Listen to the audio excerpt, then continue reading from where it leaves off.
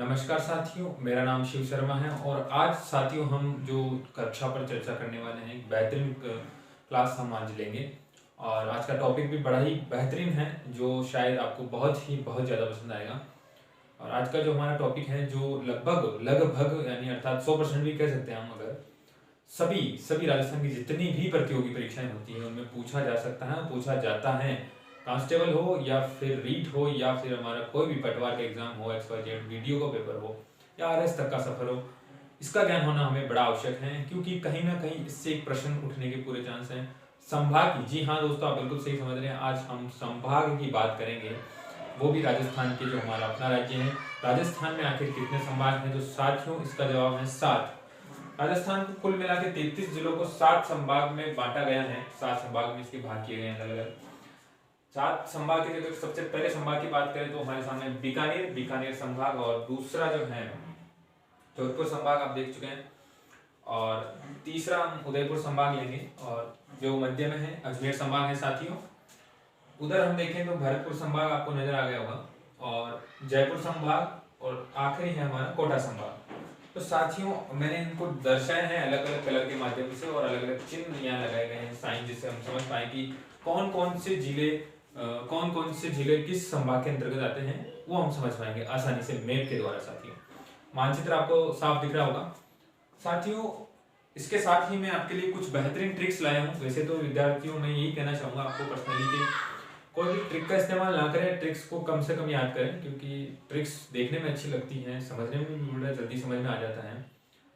पर दोस्तों जब एग्जाम में हम जब बैठते हैं तो वहाँ कहीं ना कहीं जो प्रेशर होता है, वो टाइम बाउंडेशन जो होता है, बैठने की व्यवस्था होती है, जो दबाव जो हमारे विद्यार्थी के ऊपर आता है, वहाँ ट्रिक्स काम नहीं करती हैं। और अगर आपकी एक भी ट्रिक में अगर आप एक वर्ड भी भूल जाते हैं, ट्रिक आपको उस समय याद नहीं आती है, तो साथियों सब गड़बड़ हो जाती है। ऐसे में साथियों मैं यही कहूँगा कि आप ज़्यादा मेहनत करें, और पूर्णतया मैं कह रहा हूँ आपको 5 या आप 3 या 2 बार इसको सही तरीके से पढ़ लीजिए।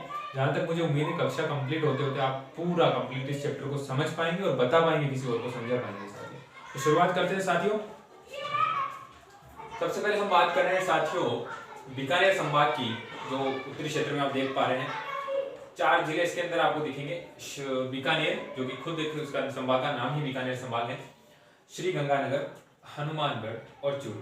साथियों चूरू के बारे में मैंने आपको कुछ विशेषताएं बताई थी। यहाँ पर कोई नदी नहीं है, और इसी के साथ ये सबसे गर्म जिला भी है और सबसे ठंडा जिला भी राजस्थान का चूरू जिला ही माना जाता है। तो चारों आप देख सकते हैं। और इसके साथ ये ट्रिक है जो आप देखिए, ट्रिक है साथियों बिग चूहा, यानी बड़ा चूहा। बिग चूहा का अर्थ क्या होता है साथियों? बड़ा चूहा। बी का आप आशय ले सकते हैं बीकानेर से, ग से आशय है श्री गंगानगर, और च से आशय है चूरू से, और हा से आशय है हनुमानगढ़ से। तो साथियों उम्मीद करता हूँ ट्रिक आपको समझ में आ गई होगी। उसी के साथ अब हम बात करते हैं, चलो जयपुर संभाग की बात करते हैं साथियों। जयपुर हमारी राजधानी है, इससे हम सब वाकिफ हैं अच्छे तरीके से। और जयपुर संभाग में कुल मिला के साथियों आप देख सकते हैं 5 जिले आए हुए हैं। ये एकमात्र ऐसा संभाग है जिसमें 5 जिले आते हैं साथियों। जी हाँ साथियों, जयपुर संभाग, इसकी जयपुर, सीकर, ये बिल्कुल कटोरे नुमा जो चंद्रनुमा आपको आकृति दिख रही है वो सीकर है। उसके ऊपर आप झुंझुनू को देख सकते हैं। उधर जो सिंह के मुख के समान जो आकृति नजर आ रही है वो है हमारा अलवर, और साथियों उसके नीचे है एक दौसा। साथियों इसकी ट्रिक आप सही से समझ लीजिए। इसकी ट्रिक है साथियों जय अज्जू दोषी, अर्थात अज्जू कोई व्यक्ति है जो दोषी पाया गया है, और जय इसमें आगे लगाया गया है। जय का आशय आप सब समझते हैं, जयपुर जो संभाग का नाम है जयपुर संभाग, और जय हो गया है। ऐसे आशी है दोस्तों अलवर से, ऐसे क्या है अलवर है, जय से झुंझुनू, दो से दोषी और दोसा, और सी से सीकर। साथियों तो ये 5 जिले मैंने आपको बता दी है, जयपुर संभाग हमने कंप्लीट किया है। तो साथियों ट्रिक्स को मैं अभी फिर से आपको बता रहा हूँ, ट्रिक्स के भरोसे ना रहें, अच्छे से इसको पढ़ लें, अच्छे से समझ लें, और ज्यादा कठिन नहीं है, बड़ा ही सरल विषय है ये, और आपको आसानी से समझ आ जाएगा। तीसरा हम बात करते हैं भरतपुर संभाग की, जो कि क्षेत्रफल की दृष्टि से सबसे छोटा संभाग है, और सबसे नवीन संभाग भी साथियों भरतपुर ही है साथियों। भरतपुर जैसा कि आप नाम देख रहे हैं, भरतपुर, धौलपुर, करौली, सवाई माधोपुर, ये चारों जो जिले हैं वो भरतपुर संभाग के अंतर्गत आते हैं। भरतपुर संभाग में जो ट्रिक लगाई जाएगी वो है साथियों सबधोक, है ना साथियों, ध्यान रखें ब नहीं है, भ है ना। स से हो गया सवाई माधोपुर, भ से भरतपुर, और धो से धौलपुर, एंड कैसे करौली। साथियों ट्रिक आपको समझ में आ गई होगी। वो 4 जिले इसके अंदर आते हैं, भरतपुर, करौली, धौलपुर और सवाई माधोपुर। तो इसे याद रखिएगा, आसानी से याद हो जाएगा आपको। उसके नीचे अगर हम चलते हैं तो संभाग आता है हमारा कोटा संभाग, एक बेहतरीन है। यहाँ पर काफी ज्यादा आपको उपजाऊ जमीन देखने को मिलेगी। हाड़ौती क्षेत्र के नाम से जाना जाता है साथियों, बिल्कुल जी हाँ। कोटा, झालावाड़, बारा और बूंदी। इसकी साथियों ट्रिक नीचे दी गई है। कोजा बाबू, कोजा बाबू, कोजा बाबू। साथियों को से है हमारा कोटा जो कि संभाग का नाम है, जा से है साथियों झालावाड़, बा से है बारा और मुंह से है बूंदी। ट्रिक्स के भरोसे ना रहे, मैं आपको फिर से बता रहा हूँ।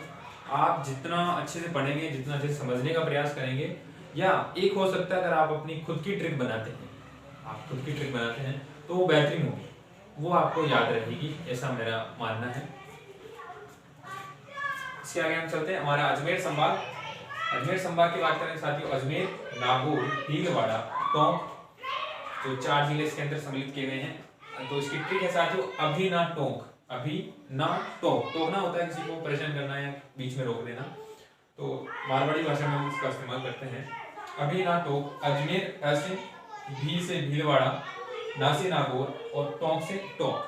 ठीक है साथियों, आगे बढ़ते हैं। उदयपुर संभाग। उदयपुर संभाग जो कि उदयपुर जिलों की नगरी है, जैसा कि हम सब जानते हैं। डूंगरपुर, बांसवाड़ा, प्रतापगढ़ एक आदिवासी क्षेत्र है जो अपनी एक अलग पहचान रखता है संस्कृति और सभ्यता के अंतर्गत। और यहाँ पर काफ़ी ज़्यादा हमें जो वन क्षेत्र हैं वो देखने को मिलते हैं। चित्तौड़गढ़ से हम सब वाकिफ हैं। चित्तौड़गढ़ दुर्ग जो कि एक बेहतरीन नमूना है शिल्प कला का, और बेहतरीन है वो, जितनी तारीफ की जाए चित्तौड़गढ़ की कम होगी। लिविंग फोर्ट है हमारे राजस्थान का फर्स्ट नंबर का, और सेकंड आप जानते हैं सब जैसलमेर का है, सोनारगढ़ साथियों। लिविंग फोर्ट क्या होता है साथियों, लिविंग फोर्ट के बारे में आपको थोड़ी सी जानकारी दे देता हूँ। लिविंग फोर्ट का नाम आया है तो लिविंग फोर्ट साथियों वो होता है कि जिसमें आप कई सालों तक खेती कर सकते हैं और आपको वहाँ पर सब सुख सुविधाएं मिलेगी। यहाँ पर आप मतलब खेती कर सकते हैं, रह सकते हैं, आपको बाहर आने की आवश्यकता नहीं होती है। वहाँ पे पानी की सुविधाएं होती हैं जिससे हम पेयजल की सुविधा हो जाती है और हमें किसी और राज्य पर निर्भर नहीं होना पड़ता है। ऐसा साथियों इसलिए था क्योंकि चित्तौड़गढ़ दुर्ग पे कई आक्रमण होते थे। ऐसे में बाहर जो सेनाएं आके डेरा डाल लेती थी, चारों तरफ से उसे घेर लेती थी, तो ऐसे में कई सालों तक अंदर खेती की जाती थी और अंदर ही रहा जा सकता है। इसलिए इसे लिविंग फोर्ट के नाम से जाना जाता है। ऐसे 2 दुर्ग आप देखने को मिल सकते हैं राजस्थान में आपको। पहला चित्तौड़गढ़ है और दूसरा है साथियों सोनारगढ़ जो हमारे जैसलमेर में स्थित है।